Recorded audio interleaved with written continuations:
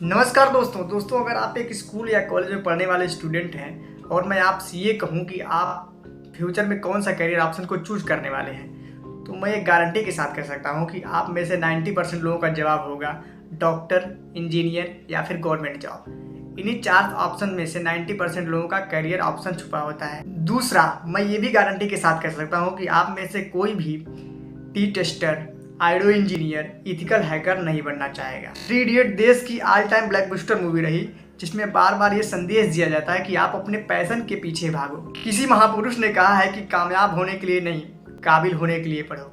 Success के पीछे नहीं, एक्सीलेंस के पीछे भागो।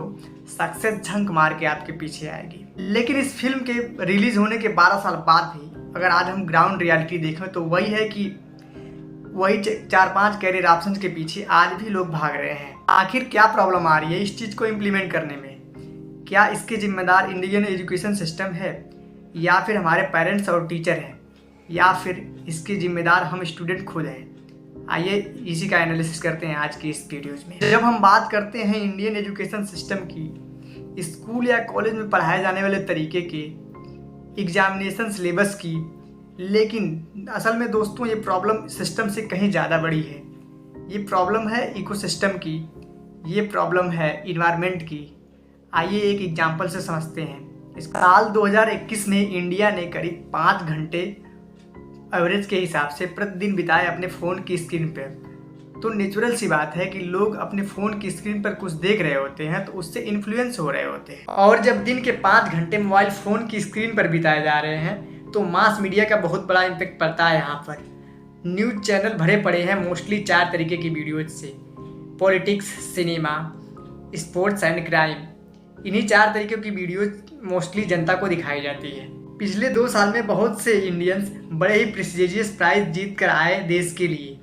स्वर्ण सेन डॉक्यूमेंट्री का अवार्ड भी मिला। कांस फिल्म फेस्टिवल में ये एक हिस्टोरिकल मोमेंट था इंडिया के लिए, लेकिन हमारे न्यूज चैनल इस खबर को चलाने की जगह ऐश्वर्या राय और दीपिका पादुकोण की खबर चलाए। इस साल गीतांजलि श्री को द प्रेस्टिजियस बुकर्स प्राइज मिला उनकी नॉवेल रेत समाधि के लिए, जिसका इंग्लिश ट्रांसलेशन किया गया था डेजी रॉकवेल के द्वारा। बुकर्स प्राइज के पेडियम पर पहुंचने वाली ये पहली इंडियन लैंग्वेज की नॉवेल थी। लेकिन क्या आपने इस खबर को कभी सुना? इसके अलावा मैं इंडियन मैथमेटिक्स नीना गुप्ता चौथी इंडियन बनी रामानुजन प्राइज जीतने वाली। लेकिन क्या आपने इनका कहीं इंटरव्यू देखा? किसी न्यूज चैनल पर इनका इंटरव्यू सुना आपने? साल 2018 में दानिश सिद्दीकी और अदनान अब्दीदी पहले इंडियन बने पोलिटिजर से प्राइज जीतने वाले फोटोग्राफी के लिए, और इसके बाद 2020 से 2022 में भी ये प्राइज आया।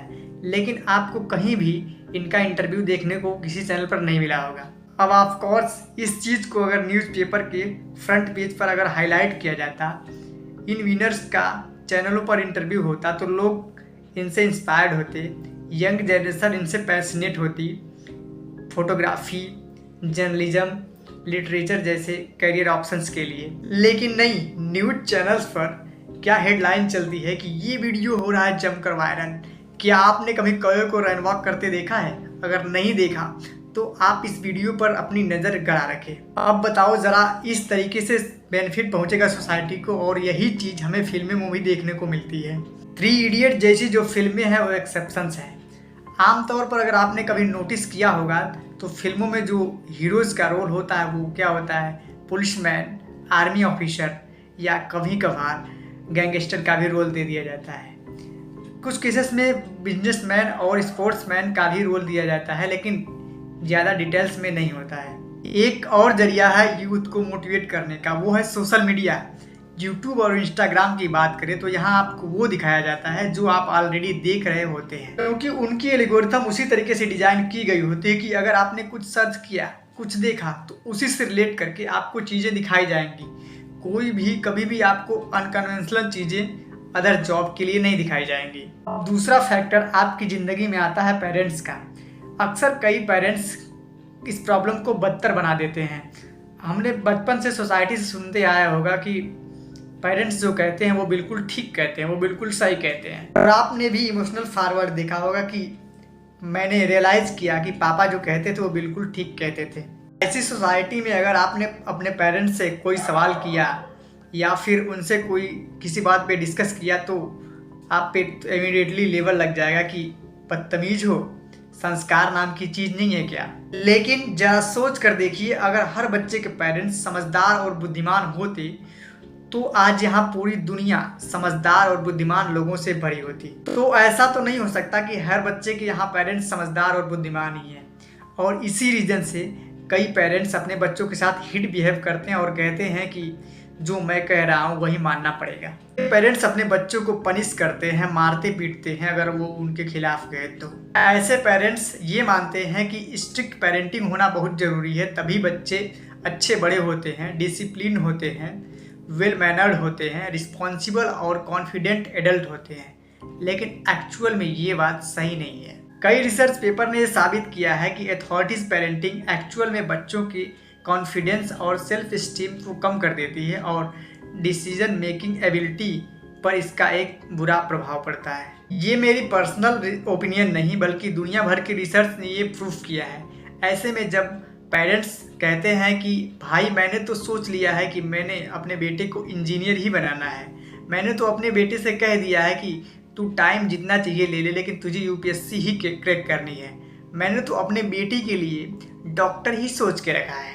ऐसी बातों को सुनकर एक ऑलरेडी अंडर कॉन्फिडेंट बच्चा जिसका सेल्फ स्टीम ऑलरेडी गिरा हुआ है वो कभी ये सवाल ही नहीं कर पाता, और इसी रीजन की वजह से वो अनकन्वेंशनल करियर ऑप्शन को चूज कर लेता है, क्योंकि पेरेंट्स के दिमाग में यही चल रहा होता है कि भाई हमारे ज़माने में तो ऐसा ही होता था, तो हमें पता है कि सही करियर ऑप्शन क्या है। और ये भूल जाते हैं कि समय के साथ अपने आप को अपडेट रखना, और इसी का नतीजा है कि इंडियन इकोनॉमी के लिबरलाइजेशन के 30 साल बाद भी आज गवर्नमेंट जॉब टॉप डिमांड पर है। पिछले 8 साल में 7 करोड़ एप्लीकेशंस की गई गवर्नमेंट जॉब के लिए, लेकिन एक्चुअल में 7,22,000 ही गवर्नमेंट जॉब अवेलेबल थी। ये रेशियो 3:1 यानी 300 लोग अप्लाई करेंगे तो उसमें से किसी एक को ही गवर्नमेंट जॉब मिल पाएगी। अब आप इमेजिन करके देखो कि 300 लोगों की रेस में जॉब केवल उसी को मिलेगी जो फर्स्ट आएगा, बाकी 299 का क्या होगा पता नहीं। तो मेरी सलाह मानो तो आप उस तरफ भागो जिस तरफ लोग नहीं है, उधर आपका फर्स्ट आने का चांस ज़्यादा है। लेकिन जब आप ऐसे ऑप्शंस को चूज कर रहे होते हैं तो उस टाइम सबसे बड़ी मुश्किल जो आती है वो आती है पेरेंट्स को कन्विंस करना। तीसरा रोल आता है स्कूल और टीचर्स का। सेम चीज़ें उन्हें भी समझानी पड़ेगी और स्कूल को ट्राई करना पड़ेगा कि कैसे क्रिएटिविटी को और स्टिमुलेट कर सके, कैसे कैरियर काउंसलिंग को स्कूलिंग का एक हिस्सा बनाया जाए। प्राइवेट और गवर्नमेंट स्कूल खुद से अपने स्कूल में कैरियर काउंसलर अपॉइंट कर सकते हैं, जो कि एक अच्छी चीज़ है। अगर ये नहीं किया जा सकता तो कम से कम एक 3 दिन की कैरियर काउंसलिंग वर्कशॉप रखी जाए, जिसमें 10th क्लास के बच्चों को एक गेस्ट स्पीकर आए और अलग अलग कैरियर ऑप्शंस के बारे में बच्चों को बताए। यहाँ पर बदलाव लाना बहुत ज़रूरी है। ये सिर्फ बच्चों की ज़िंदगी का सवाल नहीं, ये सिर्फ बच्चों के कैरियर और सैलरी का सवाल नहीं, ये देश के डेवलपमेंट का भी सवाल है। ज़्यादातर डेवलप्ड देशों में आपको देखने को मिलेगा कि हर तरीके के कैरियर के प्रोफेशन और कैरियर ऑप्शंस को उतनी ही इम्पोर्टेंस दी जाती है। जब देश में हर तरीके के प्रोफेशन में काम करते लोग मिलेंगे तभी तो देश एक होलिस्टिक तरीके से डेवलपमेंट होगा। आपकी इस वीडियो के बारे में क्या राय है और इंडियन एजुकेशन सिस्टम के बारे में क्या राय है, आप अपनी राय कमेंट में बता सकते हैं। साथ ही अगर वीडियो पसंद आई हो तो वीडियो को लाइक करके चैनल को सब्सक्राइब कर लीजिए। धन्यवाद।